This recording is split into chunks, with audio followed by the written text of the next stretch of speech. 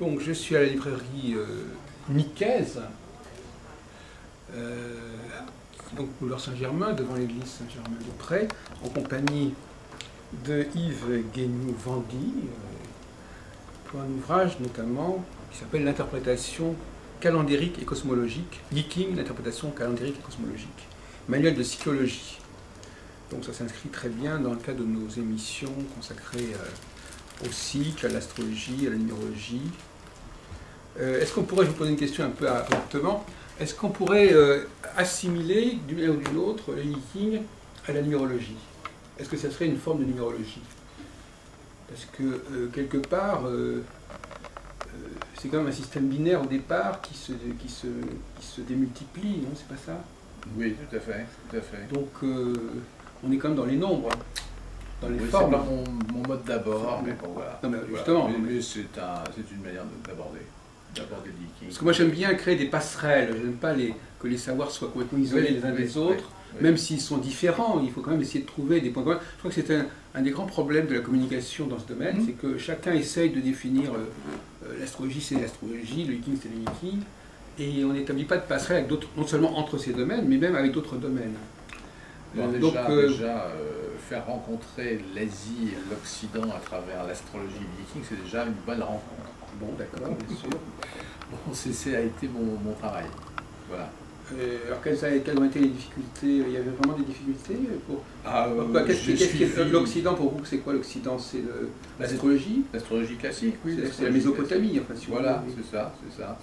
C'est l'Orient de l'Europe. Et puis le geeking, c'était quelque chose d'assez obscur, très obscur, que j'ai commencé à reconnaître dans les années 70, mais qui effectivement me paraissait complètement absurde. Et grâce à quelqu'un comme Tifri, c'est qui est le lien entre nous. Hein, oui, oui.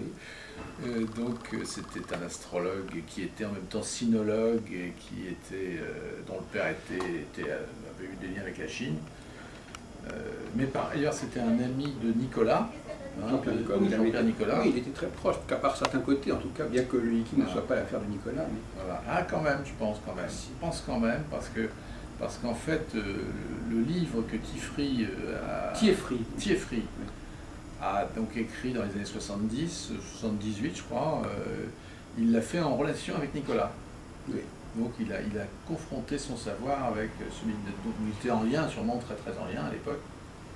Oui, oui, c'est vrai. Oui. Et l'astrologie conditionnaliste de Nicolas, pour moi c'est quand même un petit peu aussi la suite du geeking, d'un travail sur le geeking. Oui, parce qu'effectivement, il joue beaucoup sur le cycle diurne, le binaire, le jour et la nuit. Voilà. On pourrait trouver des parallèles. Voilà. Et vous connaissez vous-même assez bien l'astrologie de Nicolas? Pas beaucoup, mais pour moi, je pense qu'il s'est inspiré dans le fond, dans l'esprit de cette relation entre le Soleil et la Lune en particulier, et de manière très très fondatrice de l'individu. Et ensuite, quand il parle des changements, des changements planétaires, des changements de cycle, des nœuds de la Lune par exemple, et de la psychologie humaine, à mon avis, il reprend aussi un petit peu ça, tout en reprenant aussi les nœuds de la Lune, des choses comme ça.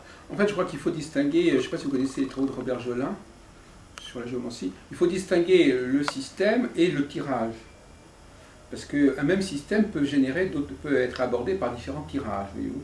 Par exemple, vous savez que l'astrologie peut très bien être abordée par le biais de la numérologie, par le biais des noms, du tarot, etc. Non, je veux dire que moi j'ai publié un ouvrage, qui était paru en 1788, où un traité d'astrologie tout à fait classique était mis à la sauce onomantique, voilà, donc il y a le savoir lui-même et puis il y a son mode d'utilisation. On peut l'utiliser de manière différente. Voilà, alors donc par conséquent, le geeking peut au niveau du savoir se rapprocher de l'astrologie et en revanche se différencier par le fait qu'il a un mode de tirage qui n'est pas le même. C'est comme pour les langues et l'alphabet, il y a des langues qui utilisent le même alphabet et des langues du même ordre qui n'utilisent pas le même alphabet. Le tirage c'est un peu l'alphabet de la langue en fait. C'est-à-dire que par exemple, le polonais s'écrit avec des caractères latins et le bulgare avec des caractères cyrilliques, alors que c'est la même langue. Et donc ce titre est assez ambitieux. Alors donc finalement, est-ce que vous avez fait avancer la cause du Viking ou celle de l'astrologie par vos travaux? Ben, j'en suis à mes balbutiements quelque part, puisque ça fait une dizaine d'années que je suis là-dessus. Alors, est-ce qu'il y a Mais bon, des signes encourageants? Le fait est que, en tout cas, moi, mon objectif, c'était de rapprocher des images un peu obscures, qui me paraissaient liées au ciel, au soleil, au cycle du soleil, de la pensée occidentale, d'un occidental. Alors, j'ai essayé d'écrire des choses un peu plus lisibles, un peu plus utilisables, parce que quand je suis médecin, donc moi je m'intéresse quand même aussi à l'aspect technique, l'aspect efficacité. L'aspect efficacité sur le plan d'une demande, d'une souffrance humaine. Donc effectivement, on a dans le Viking des réponses à mon avis, des réponses qui datent aussi, qui ont été le fait sûrement de gens qui étaient des techniciens, des médecins, des gens qui s'intéressaient à l'esprit humain, qui rencontraient les humains, et qui peu à peu ont élaboré ça, et ça a mis sûrement 2 ou 3 000 ans. Hein. Donc c'est complètement sacré, ce qui est là-dedans c'est sacré complètement, c'est évident, hein. Ce sont des mots sacrés. Quand vous parlez à un Chinois de ces mots, il ne veut absolument pas y toucher. Hein. Nous, en tant qu'occidental, on y touche un petit peu, on le met à notre sauce occidentale, mais eux c'est complètement sacré, parce que ça c'est vraiment élaboré par des siècles et des siècles d'observation humaine, donc on n'y touche absolument pas. C'est vraiment du domaine de la science, comme disait Jung, une science d'observation, vraiment. Hein. Et c'est vrai que j'en suis, moi, encore à continuer de faire la preuve de ça, puisque nous, occidentaux, on est plutôt dans la preuve. Donc on cherche toujours à accrocher un texte avec des ressentis, des ressentis venant des gens. Voilà. Donc j'ai essayé d'approcher le vieux discours obscur des Occidentaux, et après, comme je suis artiste en même temps, j'avais une grande idée depuis au moins 20 ans, c'est d'illustrer le Viking. Donc j'ai fait un mélange entre les textes et les calligraphies. Oui. Les calligraphies donc, qui correspondent à chaque hexagramme, et je l'ai mis en image pour que là aussi l'œil occidental rencontre l'esprit chinois, rencontre cette synthèse. Alors ça n'est pas dans ce livre-là. C'est pas, c'est dans l'autre. C'est celui-là. Ici, c'est le texte sacré, on va dire. Là, on a à chaque fois, on a effectivement. Alors, on a. Ça, c'est les couleurs des saisons. Hein, les couleurs des saisons. Donc, le noir, c'est l'hiver. On l'a pas. On a les 5 couleurs. On va dire les 5 couleurs réunies là. Hein, qui sont en couverture du livre. Le noir l'hiver, le rouge l'été, le blanc l'automne, et le vert le printemps. Et le jaune, c'est la couleur du centre chez les Chinois. Donc la couleur centrale, c'est la rate, pays du centre. Et à chaque fois, j'ai fait donc une image, enfin j'ai passé un certain temps à faire ça, parce que c'est assez abstrait quand même. Donc vous avez une image qui correspond. Alors, ça c'est l'image de certains hexagrammes, alors c'est ça? Alors, cette image, voilà, correspond à l'hexagramme. Hein. Qui est en couverture? Correspond à l'hexagramme, correspond à la calligraphie d'abord. La calligraphie chinoise. On retrouve la même calligraphie qui est dans l'hexagramme? La calligraphie ici, vous l'avez là. Ah bon. Et vous avez donc l'image qui se rapproche en même temps du texte et en même temps que la calligraphie. Oui. Un lien entre, alors certaines fois l'image est très proche de la calligraphie, oui. Certaines fois l'image est très proche du texte. Hein, voilà, donc c'est pas. Là par exemple, là c'est proche du texte ou de la calligraphie? Ça c'est plutôt proche du texte. Et le texte parle des chevaux, enfin, je dis pas une bêtise, il parle de quoi? Il parle de chevaux, de rats, vous voyez. Donc vous avez un bestiaire, un bestiaire qui s'exprime un petit peu et un contenu. Il y a des hexagrammes qui parlent d'animaux, c'est ça? Ah oui, beaucoup d'animaux. Ouais. Beaucoup d'animaux. Ah oui. Donc on peut penser que ça remonte aussi à une pensée très liée à un bestiaire qui remonterait à 10 000 ans. Hein. Alors justement, quelle question un peu idiote, est-ce qu'on retrouve les mêmes animaux? Un éléphant par exemple, vous voyez, un éléphant, vous voyez, ça c'est la calligraphie. Alors là l'image est en rapport avec la calligraphie. On a une calligraphie qui représente un éléphant. Là, il est en filigrane. Oui. Il est en filigrane. Et là, vous avez l'image de ce qu'ils appellent... Vous voyez un éléphant dans cette... La ferveur. Oui. Voilà un éléphant. Oui. Et quelqu'un qui applaudit, qui adhère, je dirais, à cette puissance de l'éléphant. L'éléphant étant un symbole de fécondité autant chez les Chinois que chez les Hindous. Voilà. Donc vous avez parfois dans ces images, on colle à la calligraphie, parfois on colle un peu plus au texte. Et j'ai refait un petit texte là par rapport à ces images, donc pour faire approcher le contenu profond autant sur le plan médical que sur le plan psychique. Voilà. Vous avez... Psychoneuronal, on va dire, voilà, pour parler à la mode de Vous avez transposé des notions d'un plan sur un autre. Voilà, voilà. J'ai fait ce qui est absolument interdit en Chine, c'est de faire de l'innovation, de l'innovation avec quelque chose de sacré, vous voyez. C'est la question que je voulais vous demander. Est-ce que le Viking est resté intact, ou est-ce qu'il y a des choses qui sont un petit peu qui semblent donc avoir été un peu perturbées? Ça a été tout le temps perturbé, le Viking, hein, dans toute l'histoire. Je pense que le fameux cercle du Viking date de 200 ou 300 après Jésus-Christ. Et donc il a été... Mais on a retrouvé des oppositions donc du Viking dans des tombeaux qui datent de 300 avant Jésus-Christ. Oui. Par exemple, ça, l'image correspond assez à la calligraphie.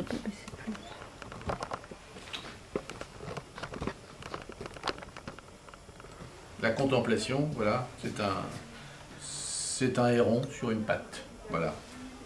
C'est un héron sur une patte qui regarde. Alors vous avez après le texte qui va plus loin, effectivement. Donc j'ai fait un résumé du texte, effectivement, ensuite ici, en quelques lignes. Et nous avons eu une chinoise qui nous a traduit le texte. Voilà, donc là c'est pour essayer de faire en sorte que les Occidentaux aient une espèce de facilité à rentrer dans la calligraphie déjà.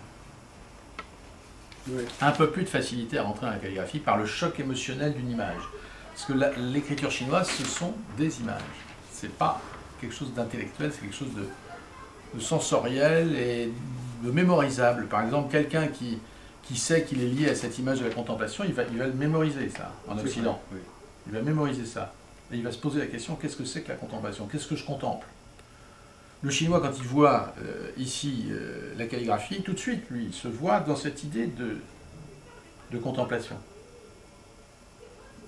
Embrasser l'espace et le temps. Voilà. Il va se voir dans cette idée-là, en regardant ça. Alors l'intérêt de l'écriture chinoise, c'est quand même que c'est une écriture qui est échangeable entre des milieux intellectuels de tout niveau, c'est-à-dire que quelqu'un qui n'a pratiquement pas fait d'études, il sait ce que ça veut dire ça. Moi, ah oui. Quelqu'un de très haut niveau, un intellectuel de très haut niveau, un philosophe chinois qui est extraordinaire, va aussi pouvoir correspondre avec lui à travers cette image. Ils sont dans le même outil, tout le peuple a le même outil en fait. Alors que nous, imaginez que vous ayez que tout le monde en France sache que c'est que ça. Voilà. Ça veut dire qu'il y a une éducation extrêmement développée, extrêmement répandue, voilà, mais même donc les gens les plus simples ont eu le temps d'apprendre. Ils ont l'accès à ça. Ils ont accès à ça. D'où quand même une civilisation qui est ce qu'elle est, hein, c'est-à-dire qui était ce qu'elle était, puisque il y a eu quand même Tse-tung, il y a eu quand même, bon, voilà, il y a eu un changement, hein, mais à l'origine, la langue a traversé quand même la révolution. Et quand vous voyez ce symbole, un Chinois, un peu lettré, va l'associer à un hexagramme et à un texte, mais celui qui n'est pas lettré, il arrive quand même quelque chose. Va comprendre ça. Ça c'est vous qui l'avez proposé. Mais ça, je propose à un occidental, mais il va imaginer il va quand même arriver au même de cet esprit, dans cet ordre-là. Dans sa tête, c'est ça un peu qui va apparaître. Voilà. Et donc ça, c'est un moment de l'année, c'est associé à un moment de l'année. Tous les moments sont très importants et on sait que c'est une mutation permanente. Hein. Donc voilà, c'est la mutation fondamentale de la vie en permanence. C'est une mutation, mais une mutation cyclique. Cyclique, ça ne change pas. Annuelle, immuable. Ouais, c'est ça. Donc lorsqu'on parle de mutation, tout de suite on croit qu'on va dans un autre registre. Mais en réalité, c'est cyclique comme les saisons. On peut appeler c'est pour ça que je n'aime pas beaucoup le mot mutation, parce que le mot mutation, ça implique une métamorphose. C'est la mutation de l'énergie. Oui, mais c'est une énergie qui est involutive. Absolument. Et évolutive. Absolument. Donc on ne peut pas parler de mutation. Il y a deux mots pour un Chinois pour parler de mutation. Il y a le changement et la transformation. Eh oui. Alors le changement, c'est le changement cyclique, annuel, voilà. Qui passe sur tout le monde. Aujourd'hui, on est dans tel moment. C'est un changement nécessaire même. Et la transformation, c'est vous qui utilisez l'énergie. Ouais. C'est nous, chacun, qui allons utiliser l'énergie pour faire quelque chose à un moment donné. Voilà, donc aujourd'hui, il y a une forme d'énergie là entre nous, et on l'utilise ou pas. Voilà, on en fait quelque chose ou pas. Là, on va aboutir peut-être à une transformation, peut-être pas. Peut-être pas. Comme disait notre ami M. Siretti, voilà, M. Siretti disait « Je ne suis pas obligé d'utiliser le temps qui passe. Le temps peut passer à travers moi comme si je n'existais pas. » Je proposais de considérer qu'on ne change pas. Oui, on ne change, on change pas. On change, mais tout redevient pareil, de toute façon. De toute façon, on ne change pas ce mouvement-là. Ce mouvement-là, il est là, voilà. Il est là pour l'éternité, jusqu'à maintenant, sauf si la planète est heurtée par un météore. Je voudrais vous poser quelques questions. Donc, effectivement, parce que moi, je m'intéresse beaucoup à la question du changement. Et vous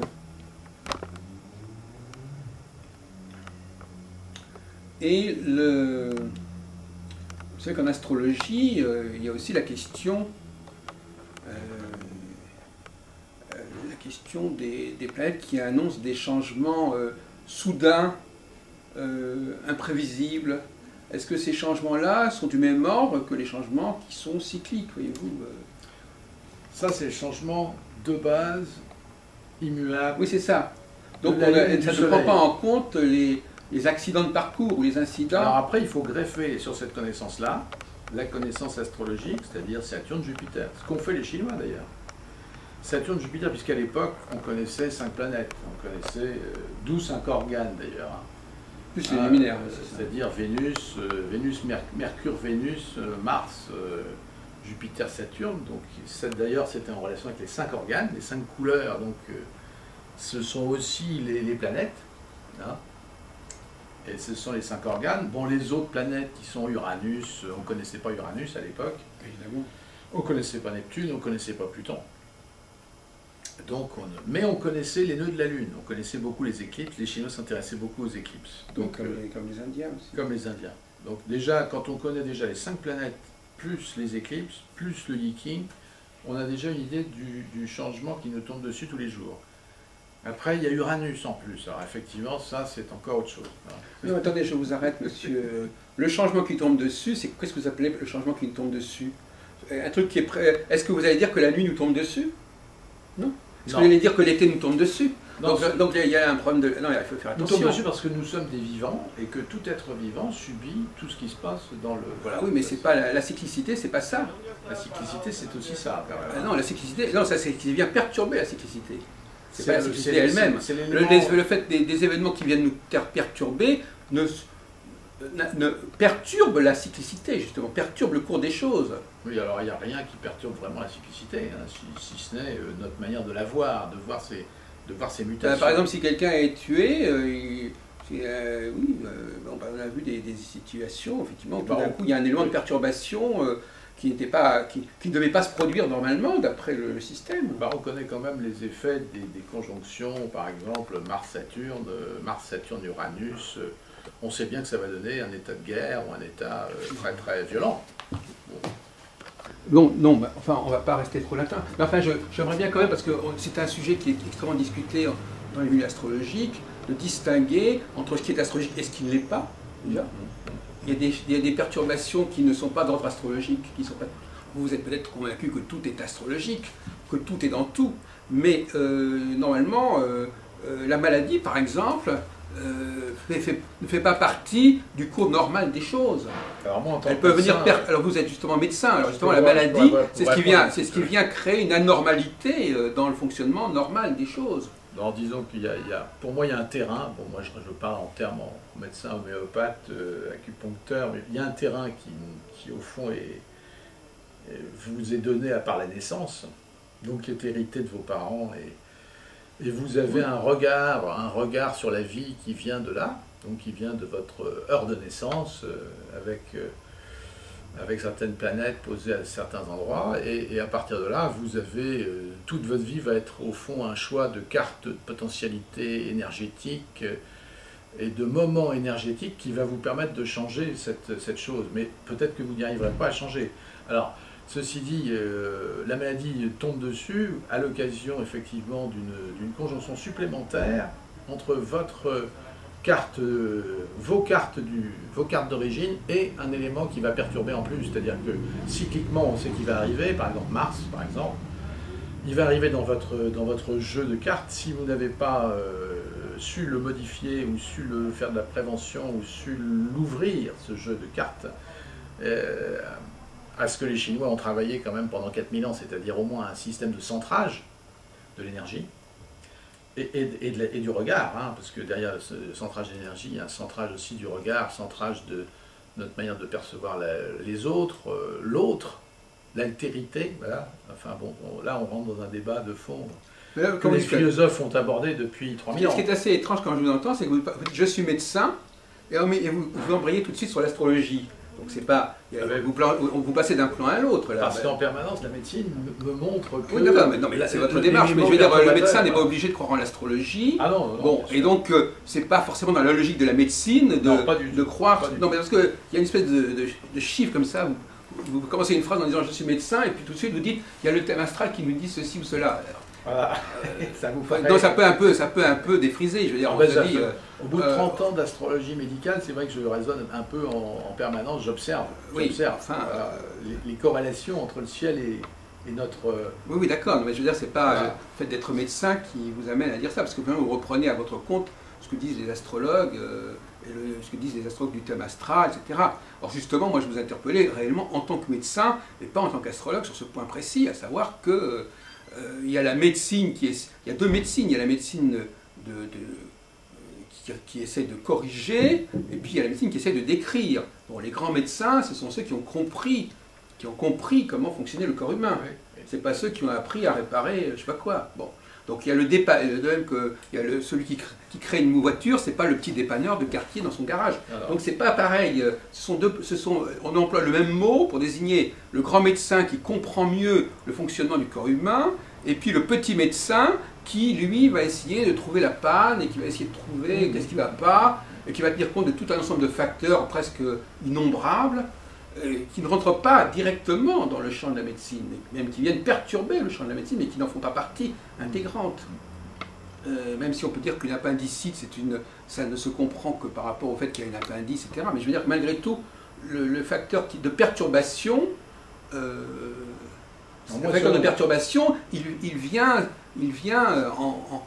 en dialectique avec le modèle idéal. Ben, disons que la planète va augmenter les distorsions, je dirais, entre guillemets, qui sont dans la vie de l'individu. Et si, par exemple, il a un terrain à faire une appendicite, il a déjà un terrain intestinal, déjà inflammatoire, déjà qui date depuis un certain temps. Et la planète, mais il n'y a pas que la planète corrélée à son vécu, et son vécu qui est à ce moment-là, admettons que ce soit Mars par exemple, son vécu va être forcément mouvementé, parce que quand Mars passe dans un signe, il va perturber tout un tas de choses. Hein. Comme dirait M. Nicolas, il va perturber au plan structurel, au plan énergétique, au plan imaginatif, au plan spirituel. Il va perturber l'individu. Et si, par exemple, j'imagine Mars dans l'endroit de l'intestin, et à ce moment-là, si l'individu n'exprime pas ce conflit, ne sait pas l'exprimer, qu'est-ce qui va se passer? Il va faire une inflammation de son intestin. Et à ce moment-là, il va nous faire ou une péritonite, ou une appendicite aiguë, ou tout ce que vous voulez, ou diverticulité. C'est simple, hein, c'est assez simple. Non, mais écoutez... Est-ce que c'est simple? C'est très simple. Non, mais c'est très simple. De toute façon, ça fait 40 ans que je fais de l'astrologie, donc je connais à peu près ces questions-là, mais c'est pas pour autant que ce soit simple en réalité, quand on essaie de comprendre sérieusement ce qui est dit. Donc il y a des choses qui sont très complexes dans ce que vous dites. Par exemple, il y a beaucoup d'a priori, de postulats, notamment le fait que l'astrologie, on ne voit pas très bien les limites non plus. Hein. L'astrologie, on a l'impression que ça sert à tout expliquer, à tout comprendre déjà. Donc c'est déjà une approche extrêmement globalisante de l'astrologie. Je ne dis pas que ça n'existe pas, parce que dans la tradition astrologique, il y a ça. Mais la question de savoir si ça fait partie réellement, alors ce sont des questionnements qui vous sont peut-être étrangers, est-ce que ça fait partie réellement de l'astrologie ou est-ce que ce sont des choses qui ont été rajoutées? Il y a des éléments qui ont pu être intégrés dans l'astrologie et qui n'en font pas partie. Bon, parce qu'autrement, l'astrologie se trouve effectivement dans une situation hybride, parce qu'à la fois, elle rend compte des grands cycles et de la normalité du cours des choses, et à la fois, elle serait censée expliquer ce qui vient perturber. Alors un modèle qui à la fois modélise son mode de fonctionnement et modélise aussi les éléments qui viennent le perturber, c'est un petit peu utopique, voyez-vous. Hein, un modèle, c'est si je crée une voiture, je ne génère pas les éléments de perturbation de la voiture. C'est un autre facteur qui entre le... Donc si vous voulez, c'est comme s'il y avait... Ça, c'est le discours du créateur, c'est le discours de l'être suprême et l'être... Non, mais c'est-à-dire que si vous... Ça, c'est un discours philosophico-religieux, là. Non, mais c'est une sorte de dialectique. C'est comme si la dialectique entre le normal et le pathologique était intégrée en un seul et même mouvement, si vous voulez, d'après ce que j'entends chez vous. Voyez-vous ? Alors qu'il serait souhaitable de les distinguer. Il y a le cours normal des choses et puis il y a des éléments qui viennent perturber ce cours des choses. Or vous, quand vous parlez d'astrologie, on a l'impression que c'est une seule et même chose. C'est-à-dire que l'astrologie nous parle à la fois et en même temps, au même moment, à la même seconde, on ne sait pas si vous parlez de la normalité des cycles astrologiques ou si vous parlez des éléments de perturbation du système. Donc c'est à la fois un système qui serait constamment à la fois idéal, perturbé, etc. Donc ça crée une confusion au niveau du discours qui est assez incroyable, si vous voulez. Je pense que si votre moteur ne marche pas trop mal, votre moteur vous permet de faire en permanence une espèce d'homéostasie qu'on appelle le normal. Eh bien justement, c'est bien ça. Claude Bernard ou Monsieur Canguilhem ont parlé là-dessus. D'ailleurs, c'est très intéressant. Et donc, on s'aperçoit que ce fameux normal où vous êtes en situation de faire marcher votre système, de continuer de vivre avec...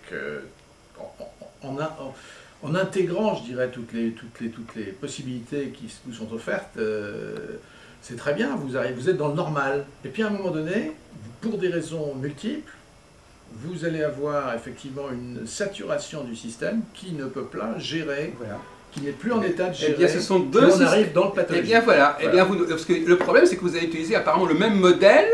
C'est le même modèle. Non, c'est ça qui ne va pas. On peut très bien avoir un modèle qui est perturbé par autre chose. Oui. Mais vous avez un modèle qui inclut sa propre perturbation. Oui. Et c'est là qui est... Alors, épistémologiquement, c'est insoutenable, à la limite. Parce qu'on observe que les cas les plus graves sont des cas où tout le réseau d'harmonisation, entre guillemets, vers le normal, se bloque. Eh ben voilà. C'est-à-dire qu'à un moment donné, l'individu est en état de retourner à la case départ, c'est-à-dire aller voir ses ancêtres. Voilà, mais donc on est dans autre chose, on passe dans une autre dimension. Ah ben non, c'est la même. Ce sont les éclipses, par exemple, ce sont des choses comme ça.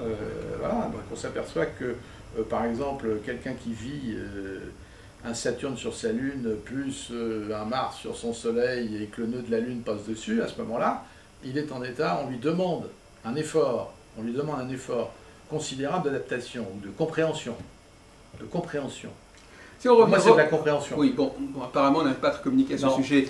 Mais enfin, je connais très bien votre discours, je le connais par cœur, mais ce n'est pas du tout le discours que vous cherchez une réponse. Non, c'est pas ça. Je signale quand même dans la discussion que cette démarche est actuellement fait problème au niveau de l'astrologie, de la science astrologique, et on est en train de renoncer à cette présentation des choses qui date quand même d'il y a une quarantaine, cinquantaine d'années, et qu'actuellement l'astrologie va dans d'autres directions, qui consistent, d'ailleurs ça recoupe un peu ce que vous disiez sur le King, c'est-à-dire qu'elle va en direction d'un modèle qui est relativement simple, qu'ensuite on va pouvoir appliquer à des réalités extrêmement complexes. Appliquer, ça ne veut pas dire que le modèle lui-même soit complexe, c'est une application. Tout à l'heure vous disiez à très juste titre, il m'a semblé, qu'il y avait des savoirs qui étaient extrêmement répandus, aussi bien des savoirs qui sont communs à toute une société.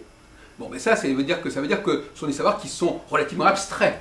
Pour que tout le monde se retrouve dans un même savoir, et quand ce savoir est relativement limité, il est forcément abstrait, et chacun va lui apporter une dimension personnelle, il va projeter une dimension personnelle. Donc dans le cas du Yiking même, ça va en contradiction avec ce que vous dites, dans le cas du Yiking même, il y a forcément un modèle originel qui est relativement simple, et que tout le monde peut comprendre, quitte à ce que chacun l'intègre sur un terrain particulier. Mais ça ne fait pas partie du modèle. C'est une application du modèle.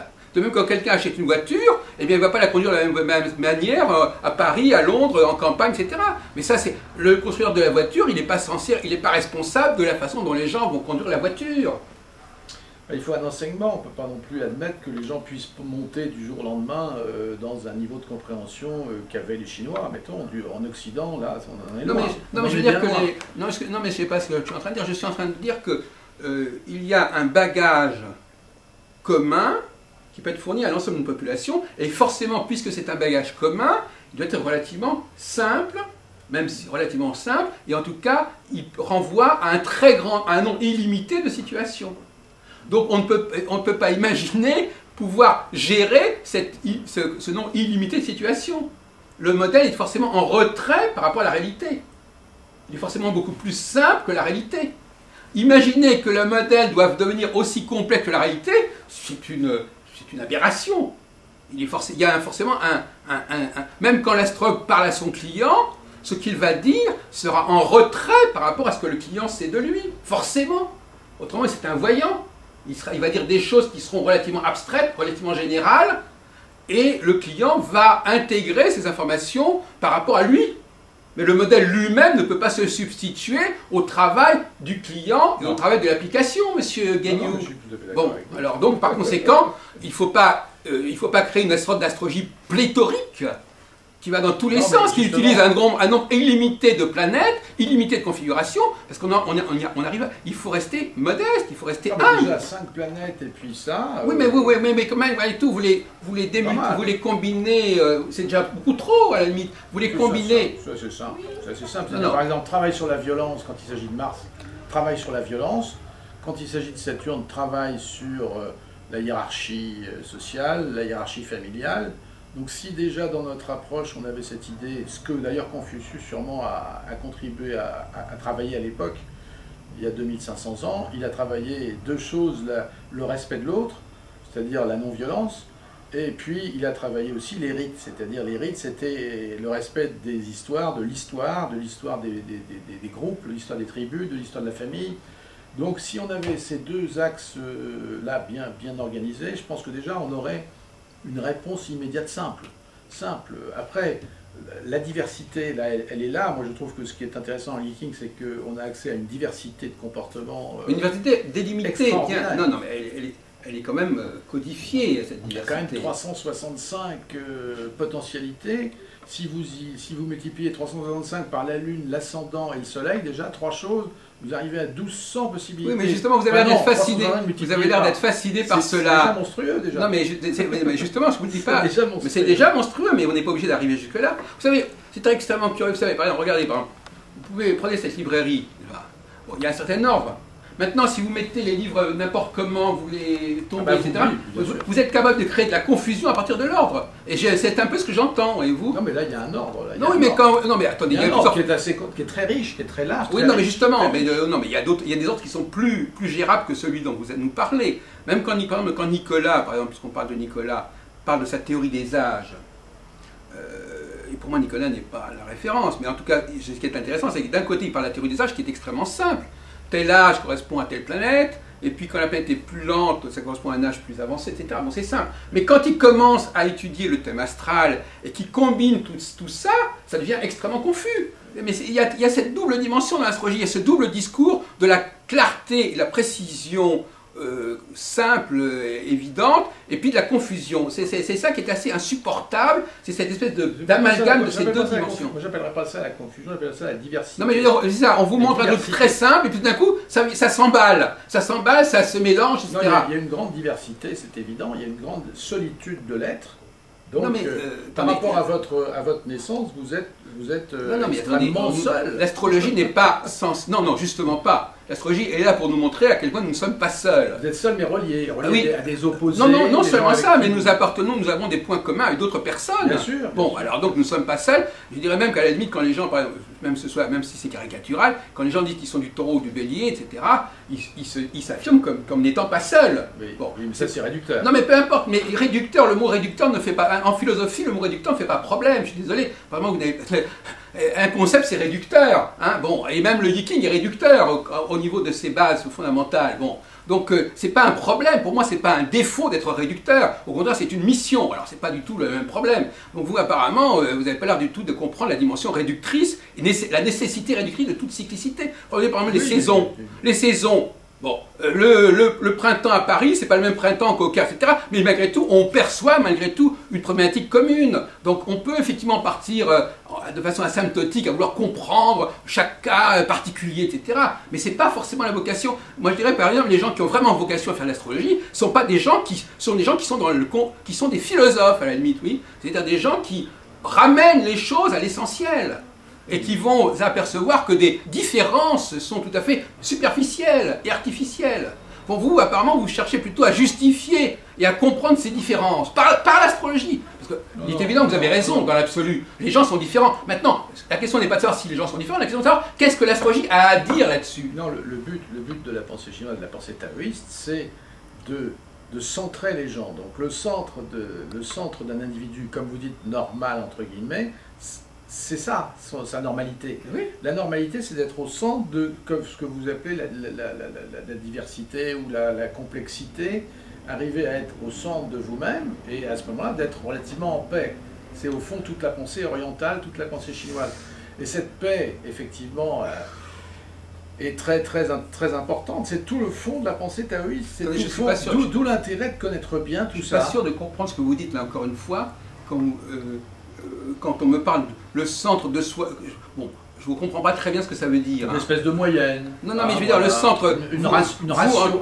Non, mais moi je pense qu'au contraire, alors justement, vous parliez d'opposition entre pensée occidentale et pensée... Alors peut-être qu'effectivement il y a une opposition. Il est clair que du point... Non, mais à vous entendre, parce que normalement le développement psychologique de la personne, c'est plutôt de prendre modèle sur ce qu'il voit autour de lui, et de se dire que, bon, par exemple, si l'autre parle, pourquoi je ne parlerai pas? Si l'autre marche, pourquoi je ne marcherai pas? Il ne s'agit pas de ce... Qu'est-ce que c'est que ce centre de la personne? Pour moi, c'est totalement fictif. C'est exactement notre corrélation occidentale qui est la raison. La raison, la moyenne, au fond, la moyenne. Voilà, c'est ce que... Nous, c'est notre société occidentale, cartésienne, rationnelle, a développé la raison. Alors, comme par hasard, d'ailleurs, le mot raison, c'est ratio, et chez les Chinois, le centre, c'est la rate. Donc, ratio. Oui, ce qui est un peu amusant. Donc finalement, le but, c'est d'être dans ce jaune, le jaune central, qui est la couleur du centre, la couleur de la rate. Et vous voulez dire que tout raison, vous voulez dire que tout individu, dans cette rendre raison. Attendez, j'ai ce qu'elle dire. Vous voulez dire que tout individu, parce qu'un des débats que nous avons aussi, c'est qu'est-ce que c'est que ce moi dont nous parlons, hein, ce moi qu'on chercherait, qu'il faudrait trouver grâce à l'astrologie, grâce à autre chose, qui me paraît assez aberrant. Bon. Mais effectivement, moi la question de savoir, c'est au niveau alors, purement ethnologique, est-ce que vraiment les Chinois ont l'idée que tout individu est différent fondamentalement des autres? Est-ce que c'est ça que... C'est pas le but du... Non, mais justement, mais c'est pour ça que j'aimerais bien qu'il y ait clairement, parce que moi je suis très surpris d'entendre ça. Du tout. Bon, alors justement, alors si c'est pas le cas, ne faites pas dire aux Chinois ce qu'ils ne disent pas. À partir des différences, il s'agit de différences d'ailleurs énergétiques, hein, qui nous sculptent effectivement, qui ont le mérite de nous sculpter différents tels que nous sommes, mais le but de la pensée ou de la pratique, en tout cas chinoise, c'est quand même de nous rassembler, de nous faire... Bon, je suis content de vous l'entendre dire, monsieur. Ah oui, mais parce que... Bon, non, mais d'accord, mais cela dit, à mon avis, on est un peu dans le système chauve-souris, là. Tantôt vous dites une chose, tantôt vous dites le contraire, selon les cas. Mais si, parce que vous jouez sur les deux tableaux. Vous jouez à la fois sur le tableau des choses qui sont relativement simples et relativement générales, vous jouez aussi sur le tableau des cas particuliers, de la démultiplication, etc. Et on est constamment dans une oscillation, on arrive un peu à avoir le tournis, si vous voulez. On est constamment dans une oscillation d'un plan sur un autre, d'un discours sur un autre, qui se mélange, qui s'interpénètre, et on ne comprend pas très bien, on va dire, je vous dis très franchement. Il serait tellement plus simple de dire les choses clairement en disant voilà, il y a un système normal qui est comme ça, et puis il y a des éléments qui viennent perturber le système, et de même que le devenir... On a parlé des planètes qui venaient perturber... non, mais non, justement pas. Les planètes ne sont pas là pour perturber. L'astrologie n'est pas là pour nous parler des perturbations, elle est là pour nous parler des cycles. Non, perturber un individu qui est, comme on a dit, déjà dans une position d'affaiblissement. Non, mais on n'est pas censé parler de cela. Voilà, c'est là où ça perturbe. Non, mais si on est dans l'astropathologie, c'est un autre problème. Alors, c'est un autre domaine. La pathologie astrologique, c'est une forme, c'est comme toute pathologie d'ailleurs. Mars n'a pas un effet perturbateur a priori. Hein. Mars a un effet agitateur. Voilà, agitateur, oui. Oui, mais malgré tout, vous allez... Agitateur, mais bon, dans certains cas, c'est très bien. Non, mais attendez, d'abord, premièrement, apparemment, vous étudiez plusieurs cycles, j'ai bien compris. vous étudiez le cycle de chaque planète. Ah oui, les planètes, il y a 5 planètes. Bon. Or déjà, ces différents cycles, ils s'interpénètrent, ils s'entrecroisent, ils se perturbent mutuellement. Il y a déjà un problème déjà au niveau du concept même du modèle. Un modèle, normalement, doit avoir un cycle central par rapport auquel les autres cycles viennent se situer. Ils ne sont pas tous à égalité, les cycles. Alors, voilà, donc effectivement, le cycle central, c'est le cycle de la normalité, si vous voulez, c'est-à-dire que le cycle fondamental, et puis il peut y avoir en effet des éléments qui viennent se greffer dessus. Mais en vous entendant, on a l'impression que tout se greffe sur tout.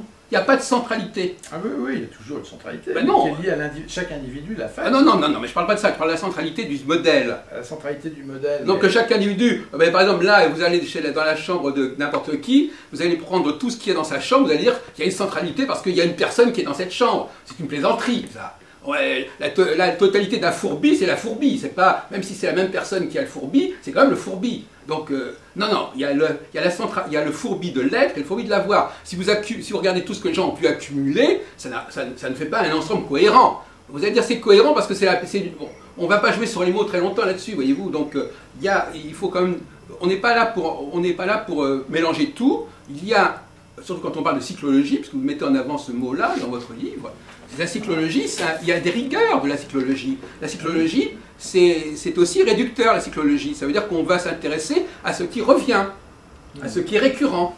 Et donc on va laisser de côté ce qui ne l'est pas, M. Guéniou, par définition. On va le marginaliser. Voyez-vous, donc la psychologie, elle a aussi ses exigences intellectuelles. Dans une vie humaine, par exemple, Uranus, malheureusement, on ne va pas le voir passer beaucoup. Hein, donc, non, mais je ne sais pas, vous n'allez pas pouvoir trouver des réponses. Attendez, pourquoi vous parlez d'Uranus? Non, parce que ça nous dépasse, ça nous, par exemple. Non, mais moi, je ne suis pas obligé de parler d'Uranus. D'ailleurs, vous parlez vous-même, vous disiez que ça fait pas partie de la Chine. Mais Saturne, on va le voir. Saturne, on va le voir. C'est certain qu'on va le voir. Plus, on le voit, même on le voit dans le ciel, alors qu'Uranus, on ne le voit pas. Oui, on va le voir revenir. Mais donc, non, mais même revenir, quand je dis revenir, ça ne veut pas dire revenir forcément. Vous savez, un cycle, ce n'est pas forcément le retour de la planète au même point. Il y a des phases dans un cycle. Donc, ne jouons pas sur les mots. On peut très bien diviser en quatre le cycle d'Uranus ou en 4 le cycle de Saturne. Donc, oui. Donc on n'est pas en train forcément de parler d'un cycle d'un seul tenant. Hein, au contraire, le cycle solaire nous explique à quel point on peut diviser en 4. Donc, il n'y a pas d'argument de ce genre. Mais le problème, c'est qu'effectivement, la notion de cyclicité, elle a ses exigences. Elle a ses exigences de récurrence. Ce qui n'est pas récurrent en astrologie est extérieur à l'astrologie, par définition. Et si vous dites que c'est... Et quand je dis récurrent, ça veut dire que... de toute façon, c'est très intéressant ce que vous dites, parce que justement, ça correspond à une forme d'astrologie qui est actuellement tout à fait sur la sellette et qui est extrêmement discutée, parce qu'on s'aperçoit qu'on ne peut plus, au XXIe siècle, penser de cette façon. L'astrologie, elle est en quête de modèles simples, d'un cycle central, autour duquel les autres facteurs viennent se greffer, soit pour le compléter, soit pour le perturber, etc. Mais là, en vous entendant, on n'a pas de cycle central. Non, le cycle central, c'est le Soleil et la Lune. Hein. Oui, pour moi, c'est ça. D'accord, hein. voilà. Moi, c'est ça. Donc, mais quand vous dites que c'est l'individu, le problème, c'est que déjà, sur le Yiking, là, déjà, il y a une méconnaissance du Yiking dans sa lecture. Non, moi, je ne parle pas du Yiking, là, évidemment. Il n'y a absolument pas de connaissance de ça. On peut dire les gens ne connaissent pas l'enchaînement des périodes de 5 ou 6 jours, c'est pas connu chez nous. Donc, oui. Donc déjà, connaître cette subtilité-là, ça me paraît, moi, je trouve intéressant. Oui, mais, non, mais toujours encore, à condition de commencer par dire des choses simples. Mais c'est... Bon, on peut pas être complètement simple, puisque à chaque fois, on va toucher... Non, mais vous avez dit d'ailleurs que les gens comprenaient, tout le monde comprenait, enfin, vous avez compris... Ils vont comprendre l'image. Maintenant, les lettrés vont comprendre les textes, vont comprendre, voilà. Ça va parler au psychologique, au spirituel. Bon, ben justement, monsieur Guéniou, imaginez quel genre d'astrologie pourrait être... Justement, c'est ça, c'est le côté hermétique qui me gêne un petit peu. Parce que, en fait, ce qui nous intéresse, nous aussi, c'est dans quelle mesure le peuple, tout le monde puisse partager quelques notions astrologiques. Je pense qu'ils ont cherché quand même à être le plus simple possible pour que tout le monde... Voilà, mais pour être simple, il faut être réducteur, on est d'accord? C'est pas forcément réducteur. Ben si, pour moi, c'est une somme. C'est-à-dire que c'est une somme au sens où des gens très sérieux ont observé et ont essayé de trouver des mots qui parlent. Mais ça, si vous voulez, c'est un peu. Vous savez, ça, c'est ce qu'on appelle c'est un peu la légende dorée des savoirs. Vous savez, quand on écoute la façon dont les gens nous explique comment l'astrologie est née, comment, etc. C'est purement mythique, c'est une mythologie. Ceci là, oui, abordé. Non, non, mais je veux dire que c'est des discours mythiques sur l'origine des savoirs. Alors, vous avez interviewé des astrologues, ils vous diront oui, mon savoir, il est très ancien, il a été bon. Mais ça, si vous voulez, il faut le prendre en point de suspension. Hein. Si ça se trouve, ces savoirs ont été élaborés à. Vous savez, c'est comme vous prenez par exemple un manuel d'astrologie. Quelqu'un qui lit un manuel d'astrologie traditionnel, il va croire que la personne a passé 10 ans ou 20 ans à établir son manuel, alors qu'en réalité, elle l'a fait en 8 jours. Donc, si vous voulez, ne soyons pas trop naïfs à ce niveau-là. Pour le moment, ça serait bien qu'en Occident, les gens approchent cette subtilité, ce mouvement énergétique qui est relativement lent quand même, puisque un mois, 30 jours, il y a quand même une modification de la lumière, d'énergie. C'est quand même intéressant que les gens soient un petit peu branchés là-dessus. Oui, mais justement pour pouvoir communiquer avec des gens. Pour communiquer un peu avec l'astrologie, parce que l'astrologie est quand même pas vraiment appréciée, hein, c'est vrai. Donc déjà que les gens puissent comprendre que effectivement ça existe et que c'est une réalité, et que, bon, déjà ça a donné lieu à ces connaissances qui remontent déjà quand même, qui ont capté beaucoup de gens dans le domaine de la médecine, dans le domaine de la sagesse, dans le domaine de la philosophie, pendant des milliers d'années. Je trouve que c'est important que ça soit connu chez nous. Bien sûr, absolument inconnu. Hein. Les mots du Yiking, il faut vous dire que ces textes dont sont issues ces images sont quand même relativement récents, puisqu'ils datent en Europe de 90, 1990, donc ça fait que 20 ans. Qu'est-ce qu'on connaissait avant du Yiking? On le connaissait quand même. C'était Willem, c'était le livre jaune. Pouvez-vous nous dire qu'est-ce que ça a apporté de plus que ce que les gens connaissaient dans les années 60, 70. On a travaillé un peu plus le chinois, on a mis aussi la calligraphie chinoise à portée des gens aussi. Voilà. Maintenant, on a mis en relation la calligraphie, les textes, un regard de certains médecins, de certains observateurs. Bon, il y en a peu finalement, hein, mais on en est encore qu'à ces balbutiements-là. Hein, voilà. Nous, en tant qu'occidental, hein, voilà. Les Chinois, eux, ayant abandonné finalement la recherche dans ce domaine, oui. on est en face d'un texte sacré, mais on n'a plus de praticiens, en fond. Voilà. On n'a plus de praticiens de ces mots, en dehors de Jung, qui a ouvert un peu la voie, mais quand on parle avec des Jungiens, le Yiking, qui était la source de, je dirais presque, d'inspiration de Jung, dans les 30 dernières années de sa vie, ou 40 même peut-être. Donc tout ça, c'est maintenant chez les psychologues jungiens ou les psychanalystes jungiens, on n'a pas l'impression qu'il y ait eu des suites non plus. Vous voyez? Donc tout ça, je pense que ce serait bien de... Mais justement, pour pouvoir communiquer, il faut être simple, monsieur Guémy. Absolument. Non, mais je veux dire qu'il faut décortiquer les choses, il faut établir des... On en disait au début de notre entretien, il faut établir des passerelles, il faut dire des choses que les gens comprennent dans d'autres plans, puissent transposer. Il ne faut pas présenter les choses de manière complètement fermée sur elles-mêmes. Déjà lire les hexagrammes, les textes à la suite des uns des autres, c'est-à-dire dans le sens cyclique et calendérique. Oui, c'est ça, le mot calendérique. C'est extrêmement important déjà, parce que dans la plupart des livres du Yiking, on ne fait que de la divination. Oui.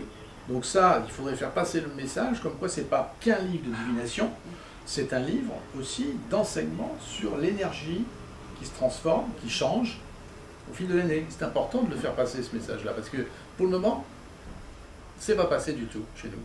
Donc ça, c'est la base simple des choses. Hein. Déjà, on va peut-être reprendre la conversation, on peut aller au de Mago, parce que moi je vais souvent des réunions là-bas au premier étage. On va vous... Merci, on n'a pas eu du tout la parole de M. Serretti. Il n'a pas été inspiré. Je crois que... Sur le temps. Monsieur était déjà trop véhément pour que je puisse ajouter mon grain de sel. C'est ça, il y a des personnes qui... Ben vous, c'est vrai que vous êtes un astrologue, vous êtes très, très branché sur... Je ne connais pas votre parcours du tout, donc là je suis sur une certaine astrologie, d'après ce que j'entends à travers votre discours. Oui, l'astrologie, elle est en train de se recentrer, évidemment, et se recentrer, ça veut dire aussi évacuer des choses qui se sont agglutinées, il faut la désencrasser en quelque sorte. Peut-être que le problème ne se pose peut-être pas pour le Yiking, ça c'est possible. Hein. Je ne sais pas si dans le cas du Yiking, il y a des choses qui se seraient rajoutées, donc qu'il faudrait évacuer, je ne sais pas, apparemment vous n'avez pas cette approche. Il faudrait le sortir de ses limbes, parce que pour le moment il est comme dans un tombeau, comme le tombeau de Toutankhamon, et il attend qu'on vienne le mettre qu'on vienne le montrer au public finalement. Il Oui, attend mais ça. pour le montrer au public, il faudrait déjà qu'il ait fait un petit peu sa toilette. Enfin bon. Il déjà, il essaie de rencontrer l'Occident à travers mes images. Moi, c'était mon but. Voilà, c'était mon but. Bon, on va continuer. Maintenant, après, il y a un travail à faire. Il y a un travail à faire important, c'est sûr. Thierry Janssen, qu'on a beaucoup parlé aussi. Oui. Mais tous les grands philosophes chinois s'intéressent au Yiking, tous. Hein, Oui, c'est ça qui est fantastique. C'est fantastique. Et l'astrologie devrait avoir le même statut en Occident. C'est phénoménal. Hein. Et ça n'est pas le cas parce que justement, elle s'est encrassée, elle s'est déformée, elle a intégré, elle est devenue hybride et on ne sait pas en parler correctement. Parce que le grand problème dans ces domaines-là, c'est que les gens ne savent pas parler de leur domaine. Et Jung était astrologue, et puis moi je trouve pas que ce soit réducteur, je crois au contraire que c'est suffisamment ouvert pour... c'est ça, hein. Enfin moi l'expérience que j'ai eue quand je le tirais, c'était il y a très longtemps, et oui, mais ça, chaque... c'est de la divination. Oui, c'était... Non mais réducteur c'est assez... je vous donne un exemple. Réducteur ça ne veut rien dire. Moi par exemple je peux dire à quelqu'un des choses qui sont très simples, mais lui-même à partir du moment où il l'intègre, ça va devenir extrêmement complexe, parce qu'il va l'intégrer dans son propre vécu. Donc il n'y a pas d'opposition entre quelque chose qui est simple et abstrait et quelque chose qui est du domaine du concret, du pratique, parce que la personne elle-même va faire la transformation. Hein, c'est par allusion, vous lui dites quelque chose, vous sortez par exemple une formule du Yiking, et bien la personne, vous lui dites que ça lui concerne sa situation, elle va se demander, elle va trouver un lien. Donc c'est elle qui va trouver le lien. Donc à partir de quelque chose qui est relativement simple, c'est le travail, il ne faut jamais sous-estimer le travail du client. C'est fondamental. Ce n'est pas le savoir lui-même qui doit être complexe, c'est le client qui forcément va l'appliquer à lui-même et va en faire quelque chose d'extrêmement parlant. Et il faut qu'on le guide vers le centrage toujours, parce que les gens vont se décentrer. Par exemple, vous naissez sur cette image-là, vous allez être focalisé là-dessus. De plus en plus. Justement, ce dont on n'a pas parlé encore, M. Vandy, c'est qu'effectivement, le jour de naissance renvoie à un certain hexagramme ou à une certaine image. Ça. Vous n'avez pas parlé une seconde de ça. L'ascendant va renvoyer à un hexagramme. Oui, je vous ai dit, il y a 3 hexagrammes. Non, mais je veux dire, vous n'avez pas abordé ce problème-là, on va l'aborder, parce qu'effectivement, Thieffry, c'est ce qu'il a fait. Et ça, c'est très particulier, cette façon de dire que selon votre jour de naissance. Donc, ça n'est pas le Yiking classique, ça, c'est pas l'utilisation classique du Yiking. Par exemple, vous naissez, par exemple, je parle de moi, par exemple, mettons l'armée, par exemple, vous allez être marqué par l'armée toute votre vie, et vous allez même faire une carrière dans l'armée, vous allez peut-être être chef d'un groupe dans un hôpital ou n'importe quoi, mais vous allez jouer ce rôle. Oui. Donc ce rôle est bien rentré dans votre esprit de manière très forte. Et après, vous pouvez souffrir de cette position limitante. Donc l'intérêt, c'est de canaliser l'individu sur l'équilibration de son fonctionnement. C'est-à-dire, s'il est armé, il va falloir lui faire découvrir la famille, par exemple. C'est quelque chose de complètement beaucoup moins engagé, quoi, voilà. Donc c'est ça déjà. Donc il faut qu'il y ait un équilibre qui se crée, et c'est là-dessus que se crée une société, c'est là-dessus que se construit une société, une humanité. On va poursuivre en face. On va essayer d'aborder le problème proprement dit de votre rapport entre l'astrologie. Si vous êtes armé, vous êtes armé. Voilà. J'espère que vous n'avez pas fait. Un vieux lieu de Paris. Un lieu d'histoire. Il y a beaucoup de gens qui sont passés par là, j'imagine. Hein. Ils sont dépassés. Alors, le grand maître, c'est Michel-Ange. Il n'y a pas de son prénom. Il n'y a pas de loge et il n'y a pas de grand maître. Mais vous avez quand même certains des ouvrages de temps en temps qui sont en rapport avec l'ésotérisme ici, ça peut arriver? Pas du tout. Jamais. Édition originale, littérature et poésie. Nostradamus, par exemple, pourrait être... non. Pas du tout. Mais l'ésotérisme fait partie de la vie, de partout il rentre. Oui, mais les curiosas aussi, mais ce n'est pas du tout notre spécialité. Vous les envoyez chez des collègues. Voilà, c'est ça. Nous sommes très conviviaux. Bon, mais d'accord. Enfin, puis c'est surtout des livres illustrés. À côté, il y avait la librairie Vega à une époque. C'est pour ça que je suis là, parce que... Voilà. L'édition Vega. C'est l'illustration, voilà, c'est ça. C'est juste à côté, je crois. Ah oui, ça c'est autre chose ici. Mais vous-même, à titre personnel, vous êtes intéressé par ces questions, l'astrologie, le Yiking, non, pas du tout. Je sais pas, le tarot, non, pas du tout. Les calendriers, les almanachs. Non, pour moi, le temps n'existe pas. C'est-à-dire, vous ne croyez pas à la notion de cycle, par exemple vous êtes plutôt dans l'espace que dans le temps? Non, je crois que l'espace et le temps sont des concepts empruntés aux sciences exactes. arrachées même. Il me semble qu'il y a des notions beaucoup plus sérieuses, comme la notion de lieu. Oui, le lieu, oui. Voilà, C'est un espace quand même. Bah, pas pour moi. Un espace, c'est peut-être réservé aux mathématiciens qui connaissent les droites affines et voilà, et les affinités électives, on les laisse à d'autres. Non, je ne suis pas du tout attiré par ces croyances. Ah bon? Il est hors du temps, voilà. Hors de la rosée du temps, dirons-nous. Oui, je sais pas, effectivement, ça laisse un peu ça le rend un peu perplexe. Vous avez parlé de clients tout à l'heure. Bon, j'avais l'impression qu'on était... C'est un plutonien, il faut le savoir. Qu'on était aux Un antipodes. plutonien. Le plutonium est... Qu'est-ce que vous vouliez dire, monsieur? Quand vous parliez de clients, j'avais l'impression que l'on était aux antipodes, c'est-à-dire exactement dans la même trajectoire que ce qui concerne les psychanalystes, au fond. Oui. Alors la psychanalyse des éléments, que ce soit le feu, ou que ce soit... Ah bon, je ne sais pas en quoi il faut se reporter aux mythologies. Bon, là, je pense que la caverne de Platon est utile pour le jeune lecteur, mais est-ce que la chose est opérante? Est-ce que c'est un concept opérant? Oui. Je ne suis pas si sûr. Ben, le ciel, au fond, nous envoie une forme. Voilà, c'est un peu ça la caverne de Platon, hein, c'est un peu ça, une espèce de... Alors cette forme est-elle une ombre, comme dirait Jung, ou est-elle une lumière?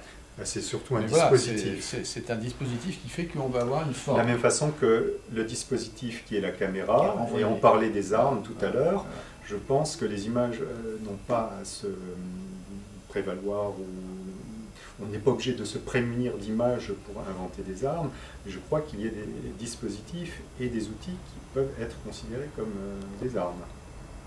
Oui, ben, de toute façon, la technologie, le mot techno, c'est grec, ça veut dire arme. Vous savez? Oui, mais donc là, on est en face d'une arme. Oui, mais Mais bon. Mais même tout outil, l'astrologie est un outil aussi. C'est une arme, c'est une arme, mais un outil, au fond, c'est un outil. Mais un outil, c'est quelque chose qui dépend, qui laisse toute liberté à celui qui l'utilise. Voilà. Normalement, oui. C'est ça qui me paraît important, c'est qu'il ne faut pas empiéter sur la liberté de celui qui va utiliser l'outil. Un outil qui serait lui-même, qui fixerait lui-même son mode d'emploi, ou ça serait un outil bizarre. Un outil, c'est-à-dire que je le laisse à la disposition de l'autre. Oui, alors là où il y a une mauvaise utilisation, c'est qu'on utilise l'arme à des fins de destruction. Voilà. Mais normalement, l'outil n'est pas fait pour détruire, il est fait pour ouvrir, au contraire, des liens, des rencontres. Ben, chacun utilise l'outil sous sa responsabilité. Bon, c'est un outil de rencontre que vous utilisez là, c'est vrai. N'oubliez pas vos outils. Ah oui, voilà des outils. Vous alliez oublier quelques outils, voilà, quelques images, outils. Voilà. Mais qui sont, la caverne de Platon, voilà, qui sont des ombres ou des envois qui nous ont été donnés depuis des siècles et des siècles et des siècles. Donc c'est quand même... Vous voyez, cet outil-là n'a pas grand-chose à voir avec la caméra obscura.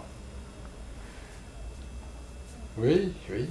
Ce sont des chambres obscures. Ce sont des digital files, comme disent les programmeurs. Mais la chambre obscure, c'est savoir si l'ombre, si Bonjour, dans l'ombre monsieur. il y a de la lumière et si dans la lumière il y a de l'ombre. Voilà, c'est ça la question. Non, mais c'était pour dire qu'il y a des sauts qualitatifs qui opèrent de telle façon que certaines choses sont passées de mode ou reviennent à la mode, mais peuvent être opérantes ou non opérantes. Par exemple, un livre, est-ce un objet dont on peut retirer le savoir, ou a-t-on trouvé d'autres voies d'accès au savoir? Bon, tout ça sont des questions qui ne concernent pas forcément l'astrologie. Non, c'est si on essaie de faire des livres, c'est pour délivrer une pensée. Pour se délivrer d'abord, peut-être, on va revenir à vous.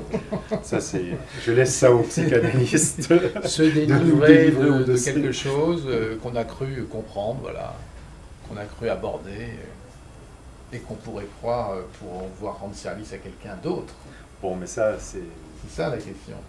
Je reconnais votre rôle.